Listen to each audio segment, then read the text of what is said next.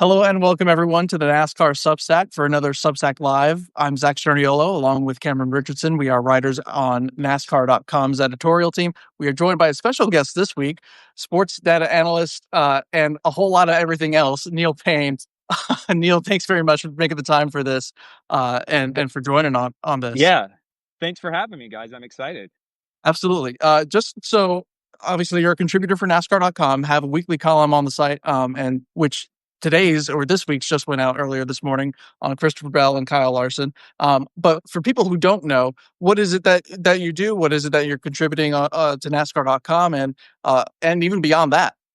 Yeah, I would say one of the ways that people might describe me is as like a data journalist. I know that's a little bit of a weird term, but I think it encompasses what I do, which is trying to kind of use like analytics or just numbers in general to tell stories about sports. And I kind of do that for a bunch of different sports. Try to do it for all the different sports. Maybe there's some that I haven't covered yet, but trying to do it for everything. And my background is that I worked for 10 years at the website 538.com. Which is like Nate Silver's, started out as an election prediction blog, but then became something larger that had a lot of sports content. So I was there for about 10 years. I was the sports editor by the end of my time there. Before that, I was an analytics consultant for the Atlanta Hawks in the NBA. And I worked for Sports Reference, which I'm sure if you guys are like baseball, basketball, football, all the sports fans, you're probably going there all the time for stats. So one of the things that I really wanted to do and got into maybe in the last like 5 years, I grew up a big NASCAR fan. Rusty Wallace, that was my guy back in the day. And I had kind of, I not followed it as closely as, I got older and also started kind of covering a bunch of other sports. But I really got the bug again around like the COVID season because it was like the only sport that was happening for a little while there between the iRacing and then they actually kind of came back and did live sports. Everything else was shut down except I think golf. And so I started following it again and I was like, first of all, this crop of young drivers that we had then and still have now, they're not quite fully young guns anymore. They've kind of proven themselves. But I was just like, these guys are really fun, and it seems like the sport is on the upswing. And I would love to have a way to kind of analyze data around it the same way that I would with baseball or basketball or hockey or some of these other sports. And there were some metrics out there. And I know that in some ways, data is very core to NASCAR because, like, the teams, the crew chiefs and all the people that run the teams, they're looking at data all the time. But from a perspective of trying to kind of optimize literally the nuts and bolts of like, how the car is running, what do we need to do for our setups and lap times and things like that. But what was missing was this element of kind of storytelling from the outside that we would when we say like, Vladimir Guerrero Jr. has a 1400 OPS or something in the playoffs. That would be something that you could kind of do with like, okay, wins and top fives and average finish and things like that. But I wanted to kind of come up with some of my own metrics and projections and some things like that. And the more I kind of did it, the more I got excited about it. And that was how I got kind of hooked up with you guys and started doing the column. I know that was a long-winded answer, but hopefully that answered the question. It does, but I also think it's valuable for people to know all of the history that you've got. But also, I can't tell you how invaluable the information has been as a contribution to the NASCAR website. I think having that data really gives a little bit more depth into what's going on a weekly basis, and especially this time of year when we are right up against setting our championship four, and so that leads us back into this weekend at Martinsville Speedway. Cameron, I'll go to you here. I mean, this has been a busy week for everyone. So what has this week been like from your perspective, especially as we get ready to set the championship four at Martinsville? For me, I mean, I wrote the Racing Insights and the Bubble Watch pieces that went up today, and then Bubble Watch will go up tomorrow. But it's just the fact that in the first two rounds that we've had, no one has been able to get into the playoffs from beneath it. Everyone that was already in going into a cutoff race, whether that was Bristol or the Roval, they've all advanced. There's been no really surprises in terms of that. But looking at Martinsville and looking at who's beneath the cut line, it could not get better in terms of storylines and how the competition will play out, even as wide as the cut line is. So just a lot of interesting stuff to look at and how important Saturday and making sure you have the perfect, not just the right setup. You have to have a perfect setup this weekend, I think. I couldn't agree more. So let's set this up. So Denny Hamlin and Chase Briscoe have won their way into the championship four. Denny Hamlin did so at Las Vegas a couple of weeks ago, and Chase Briscoe did so last Sunday at Talladega. Christopher Bell and Kyle Larson are both pretty safely above the cut line at 37 points and 36 points above, respectively. But it's not as concrete as that looks. Neil, we'll go to you for this. Why should Christopher Bell and Kyle Larson still be on their heels entering Sunday's race? Well, I think it's what Cameron just said, this kind of possibility that we know looms over pretty much every race in the playoffs, and especially these transfer races where if the chance for someone below the cut line to leapfrog over people who are ahead of them on points is, I think, a really interesting feature of the playoff system. I know there's like a lot of debate over whether we want to go back to points or all these things, that people bring up, but I think this is kind of a cool way to inject a lot of drama and interest in storylines like we were just talking about into things. And so in this particular case, yeah, if you look at the standings right now, you've got Bell is up 37 points in the cut line, Larson up 36, and then you got Byron, the kind of mirror image of that, 36 under. That would seem to be safe. I mean, we've seen those types of leads sometimes be able to be kind of squandered if you have a really bad day, somebody else has a great day and maximizes stage points and does all those things, but it's pretty unlikely. So if there wasn't the win and in element of it, it would be kind of a boring race in some ways. Like, we'd know that these guys most likely would get in. But the possibility of the fact that you've got Byron, Logano, Blaney, and Elliott below the cut line, all those guys have won at Martinsville before. Some of them have won multiple times at Martinsville before. Really sets up the situation where Bell and Larson, they have to think about each other in addition to thinking about those guys. And they almost have to plan for the contingency that someone from below the cut line does win. And when I have this model that simulates the playoffs 10,000 times and kind of looks at how often drivers in the simulations advance and also ultimately win the championship. And so when I did that, I kind of plotted out like conditional on no one winning from below the cut line, what are the odds? And then conditional on someone from below the cut line winning, what are the odds? And it really kind of it distills the whole thing that we're talking about here. Whereas if none of those four drivers below the cut line win, Larson and Bell basically each have nearly a 100% chance to make it. Again, there's some ways that they could fall out and be surpassed, but it would be very unlikely. If someone from that group wins at Martinsville, then both those guys go to 50-50 basically, and it becomes a coin flip. And it really is like a head to head between the two of them. And in some way, what I think is also interesting about this is that you could make the case for either driver in terms of who would have the edge in that situation. Because again, Bell has that 1 point lead. You may not think a 1 point lead matters that much, but remember too, last year at Martinsville, the very last lap, 1 point separated Bell from Byron before all the crazy wall rides and all that stuff happened. And so that 1 point can matter. I think Larson has the tiebreaker because he has the better finish in this round. He had a second place at Las Vegas, and Bell had a third place, so that could loom large. But then also you have the fact that Larson at this track in particular has been really, really, really good during the next gen era. But Bell has been a little bit better on short tracks overall if you kind of look at their projected performance. So I think there's ways that you could spin it for either driver, which, again, if it comes down to that coin flip, then you kind of get into the particulars of who's going to finish better between the two of them.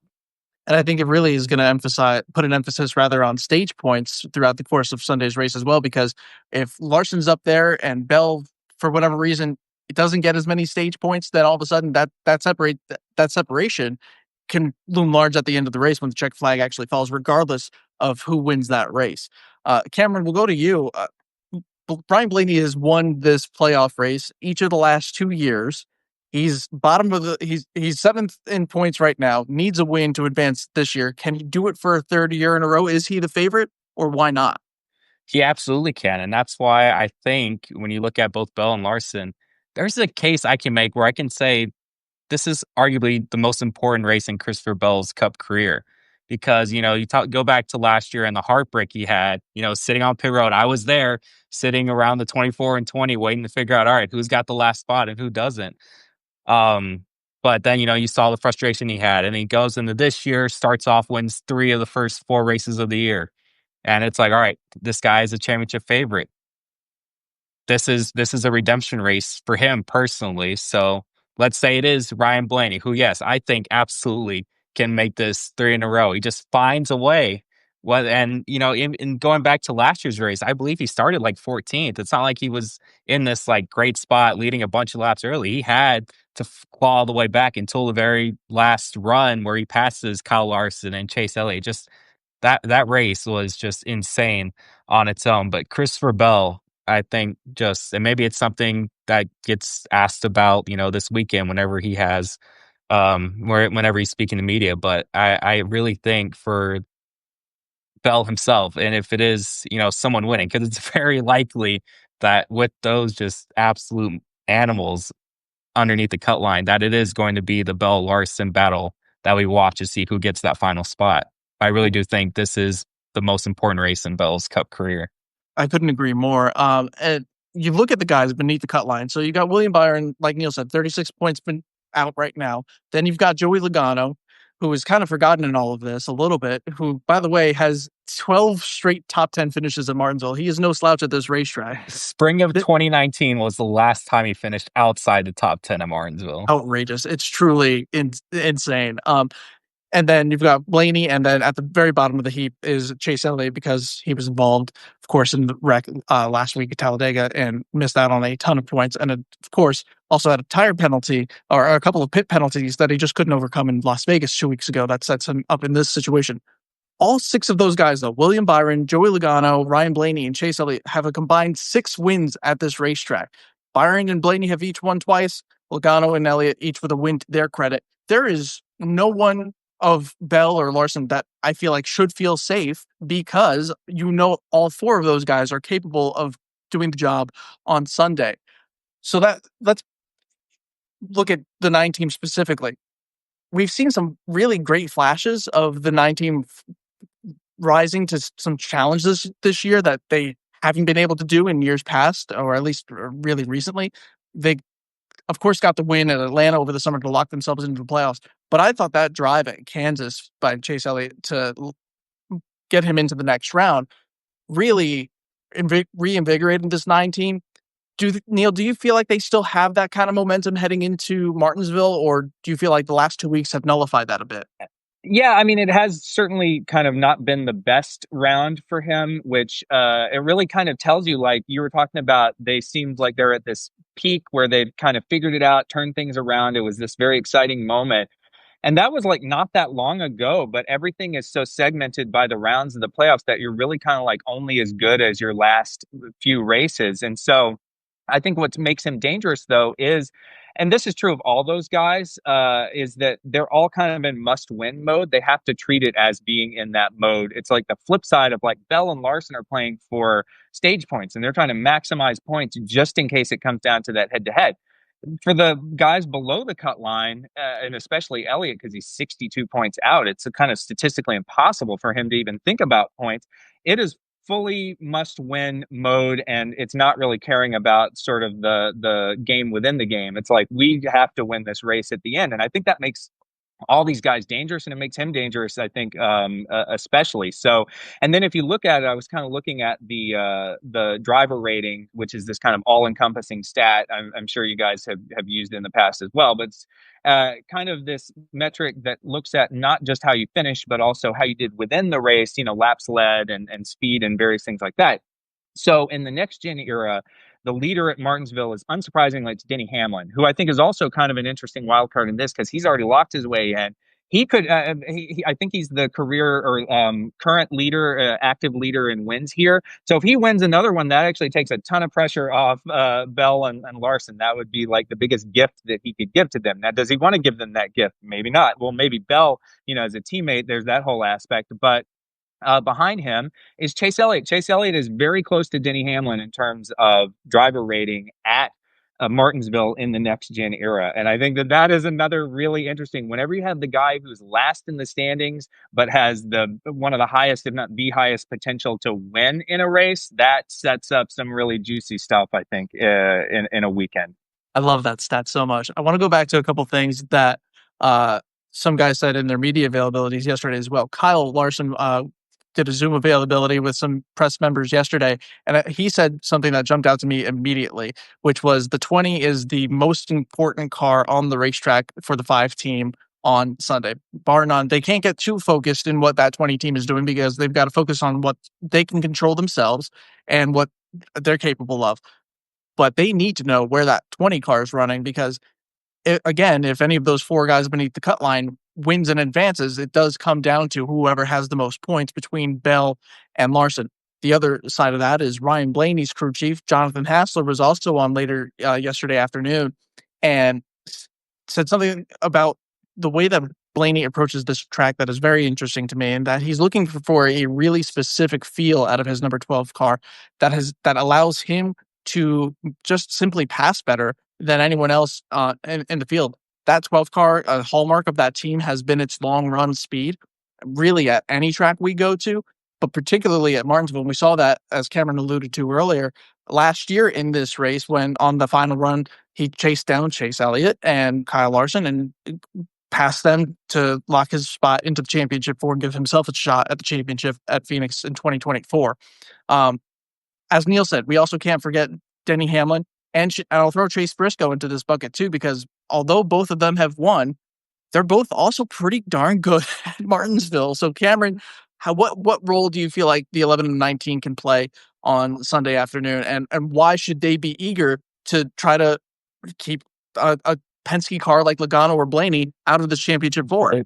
It's such a strange conundrum because at the same time, it's like, man, do I really want that 20 to get to Phoenix and race for a title too? And I know Bell's come up short the 2 times he's had a shot at it.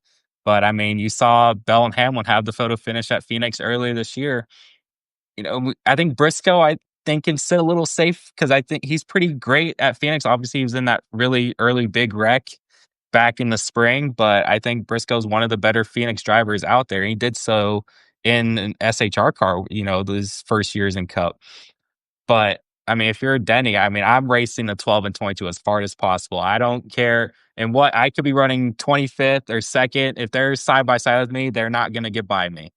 We're gonna, I was watching a clip in what was it, the 2003 Martinsville race, Ryan Newman holding off Dale Jr. on old tires, racing him. That's the video. If I'm Denny Hamlin, I'm watching that all weekend, be like, all right, how can I be Ryan Newman to Joey Logano and Ryan Blaney this weekend? You can't. If you've won, you just can't have those two either one. You win. You can't afford it. I don't think. If a Penske driver wins, if it's Blaney or Logano, I really do think one of them ends up winning the championship. There's nothing that can be proven otherwise because they won the last 3. Yeah, Neil, and we've kind of said, I think for years now, like the last thing that you want to do is give either of those guys, but especially Logano, just because he's like has this aura. I don't know what it is, but people have this fear of him coming to Phoenix, and so like the nightmare scenario for a lot of these guys is having to race against one of those two, either the 12 or the 22 at Phoenix. So whatever you could do to prevent that from happening.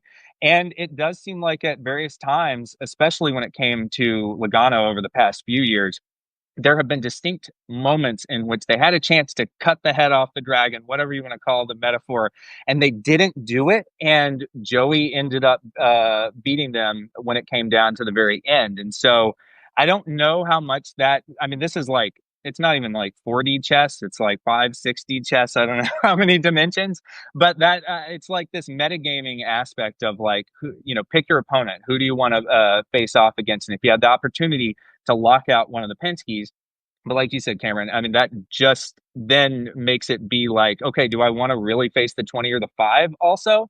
Because there's a case to also be made that like, the 5 is the last car that you want to see in your rearview mirror when you're trying to hold somebody off for a championship just on reputation and pedigree alone.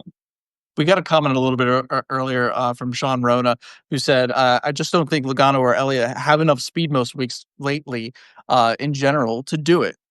Neil, I'll put you on the spot here. What did the stats say about Logano and that 22 team? I would generally agree with that. However, we've seen time and again in this format, particularly over the last 5 years, that when the chips are on the table, it's all 22. Yeah, and I have this rating that kind of does like it tracks a rolling average of driver rating over the past. It kind of weights in. I think for different track types, it weights in more than other ones. So ovals kind of get the most, and plate tracks probably get like the least. But it has Logano relatively high off of kind of recent form. This is the same ranking that loved Chase Briscoe, which I'll take a little victory lap for. I wrote a little column in the middle of the summer about like how, hey, this guy could actually be a contender and actually be a championship type of driver. He'll get a chance to drive for that. But in terms of just the recent form, Joey, I think he had the highest driver rating of anyone last week. He had ultimately in the end, things didn't go his way. And he kind of always runs well at super speedways in general. But I do think that that's a way in which you can kind of like toss out the finishes, just look at how they've been running. And I don't see any reason why he's not as dangerous. Blaney, I think, has been a little bit down, though, in terms of the average driver ratings recently. So, but again, I do think that when they're in a must win situation at a track like Martinsville, where he has that history and performance, maybe that's one where the stats don't fully know exactly what the ceiling is for those teams. I will say too, just looking at the eye test and a little bit less statistically, it feels like this has been one of the better playoff runs for the 22 team. 3 straight top fives earlier in these playoffs. That's his first such stretch, I think, since 2019, if I'm not mistaken. It's been a long time, and it just feels like he's more in the picture consistently throughout these playoffs than he has been in years past. But there's also, again, you look at where he finished at Las Vegas, he got a top 10 out of it, but again, needed Paul Wolf to make that call to put him in position. Well, wouldn't it be hilarious if, like, the one year that he did actually sort of show more of the form, he didn't win the championship, or like, the Absolutely. year that he wasn't taking people by surprise?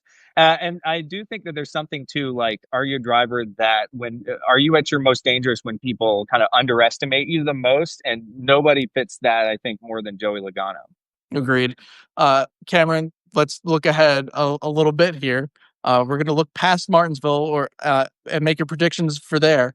Who Well, do you feel like? before Go ahead, before we get that, please. I just wanted to make a note. This is the same tire they're using that they ran at New Hampshire earlier in the playoffs. The top 6 of the top 7 were playoff drivers, and they're the 6 guys that haven't won yet in this round. Oh my Yeah, God. The Blaney win. Byron was 3rd, Logano 4th, Elliott 5th, Bell 6th, Larson 7th. Fantastic. That's a great stat. It really is. I will say, so they tested that left side tire at New Hampshire. I think the overall tire construction isn't what they used in that race, but the 22, the 20, and the 1 all got laps on that left side, and I think that's going to play a huge advantage for Team Penske. Now, there's a lot of differences between Martinsville and New Hampshire. Certainly, Martinsville is half the size.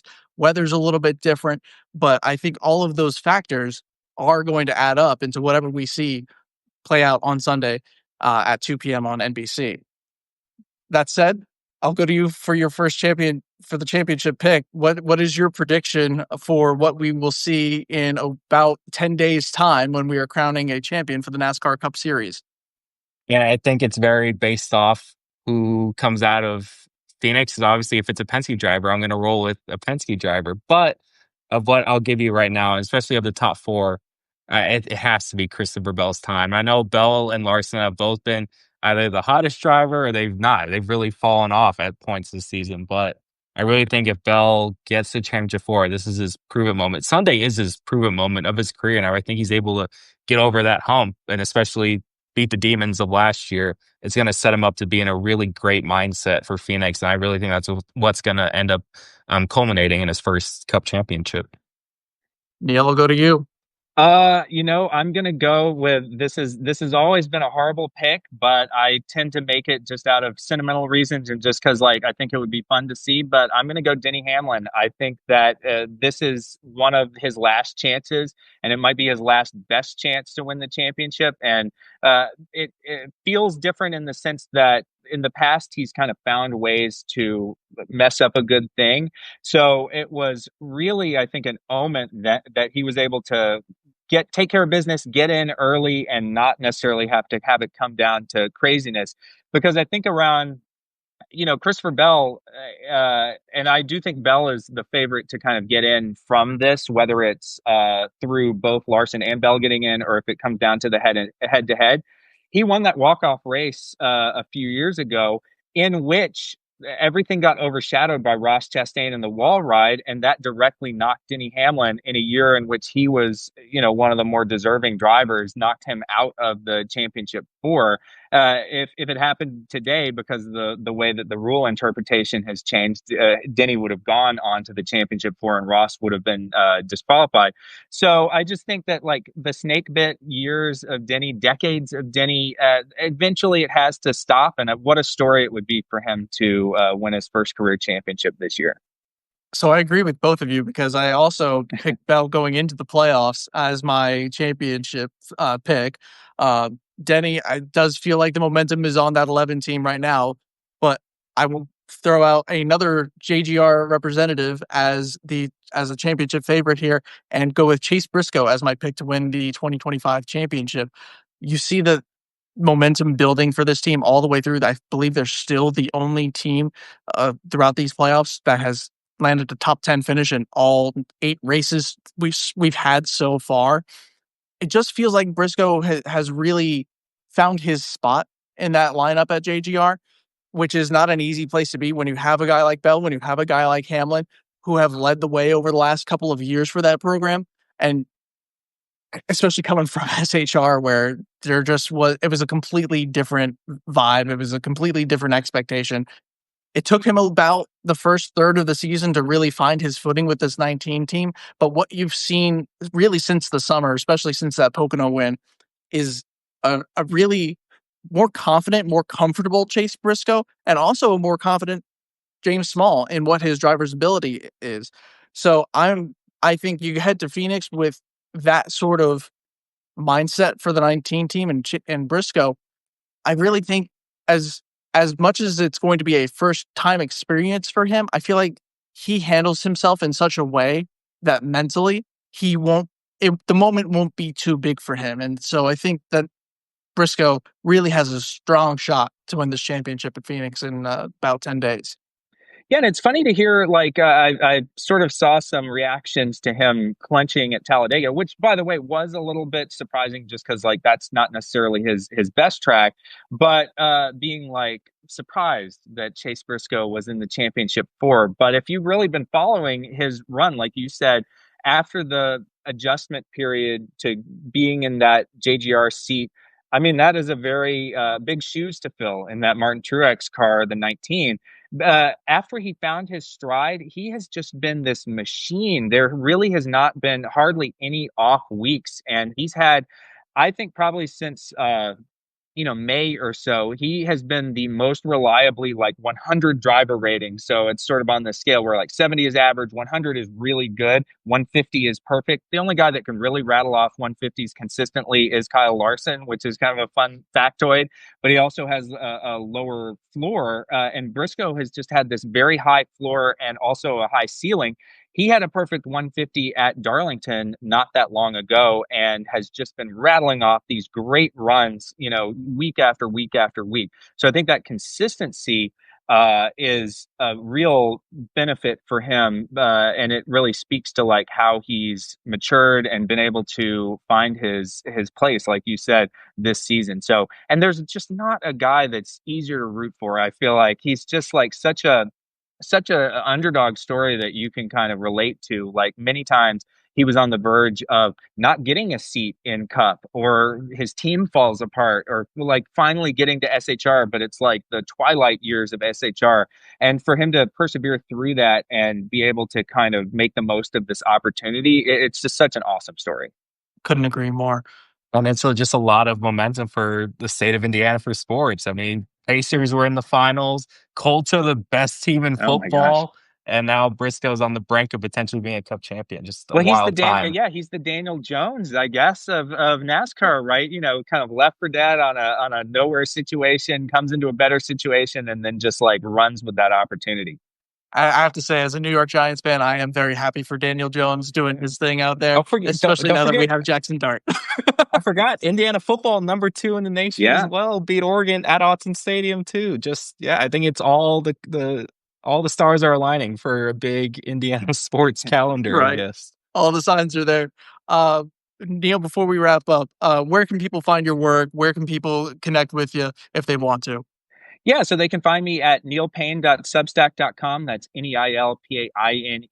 That's where pretty much I either post anything that I'm going to write or link anything that I write. And so I try to write like a newsletter about sports analytics, a bunch of different sports every day. And then also I have a weekly column, like we mentioned, at NASCAR, which is one of the highlights of my week writing that. And then I also do like a weekly thing for ESPN as well about either hockey or college basketball, WNBA. Earlier, I joked that the Venn diagram of people who have regular WNBA columns and NASCAR columns is, I think, me. I might be wrong about that. Correct me in the comments, but kind of proud of that crossover connection there. Cameron, likewise, where can people find you to connect? You can mostly find me on X at the Rich Report. Other than that, straight to NASCAR.com. If a lot of the racing insights and Bubble Watch columns come from me, so check those out. And yeah, that's pretty much only X is where you can find me. Likewise, on X, you can find me at Zaxter, ZACHSTUR, and as well as NASCAR.com. We had a big feature run this week on Richie Evans, modified legend, NASCAR Hall of Famer. Friday marks 40 years since we lost him, and so wanted to commemorate his legacy. Talked to a lot of great people about that, including Mike Joy, Tommy Baldwin Jr., Ray Evernham, Jerry Cook, a lot of guys who grew up knowing the name, knowing the guy himself. And so I encourage you guys to check that out as well. And I will be at the track this weekend for Everything Martinsville, along with Zach Albert. And it's going to be action packed all the way from here through Phoenix. So thank you, everyone, for tuning in. Thank you for all the comments that we've gotten, seeing them come through as well. And Neil, thank you again for joining. Thanks for having me. Let's have a great race, guys. Absolutely. Till next time. Thanks.